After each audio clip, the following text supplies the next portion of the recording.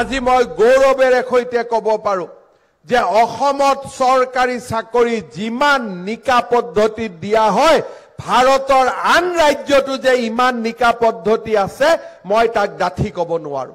চৰকাৰী চাকৰি পাবলৈ এতিয়াও কোনেও আৰু মাটি বিক্ৰী কৰিব নালাগে, কোনেও এটকাও ঘোষ ল'ব নালাগে। চৰকাৰী চাকৰিৰ পৰা আমি দুৰ্নীতি সম্পূৰ্ণ আজি আমি নোহোৱা কৰিছো।